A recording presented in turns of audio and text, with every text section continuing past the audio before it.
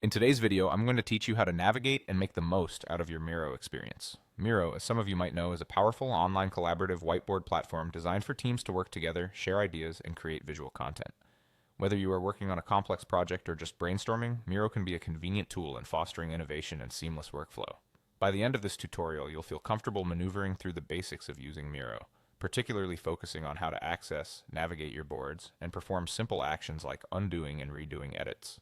Let's start by going to the Miro sign-in page. This is your gateway to the Miro world. Simply open your preferred web browser and type in the URL miro.com/login. Make sure you have your login credentials handy. Signing into your Miro account will open up a series of tools and options tailored to suit your collaborative needs. Once logged in, you'll land on your Miro dashboard. This section lets you access existing boards that you or your team have created. To enter an existing board, simply click on the board option within your dashboard. This feature allows you to dive directly into your ongoing projects without having to start from scratch each time. By clicking on an existing board, you'll be able to review, edit, or continue working on the existing content. As you work on your board, sometimes you might need to reverse some actions. Maybe you accidentally moved an object or edited something that you didn't mean to change. Don't worry, Miro has an excellent feature for that. To undo an action, simply hover your mouse over the toolbar at the top of the screen where you'll find the Undo button, visually represented by a left-pointing arrow. Alternatively, you can use the keyboard shortcut Ctrl+Z if you're on a Windows PC or Command+Z on a Mac.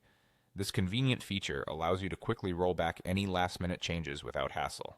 On the flip side, if you realize you've undone an action you want back, all you need to do is click the Redo button, visually represented by a right-pointing arrow on the toolbar. For the keyboard shortcut enthusiasts, you can also press Ctrl+Y on a Windows PC or Command+Y on a Mac. This enables you to move forward once again with changes you had reversed. Being familiar with these simple yet effective functions will surely enrich your Miro experience, making your collaborative efforts smoother and more flexible. Thank you for joining me in today's tutorial. Be sure you explore these features and maximize your use of them in your next project. Feel free to leave any questions you might have in the comments below. Until next time, happy collaborating on Miro.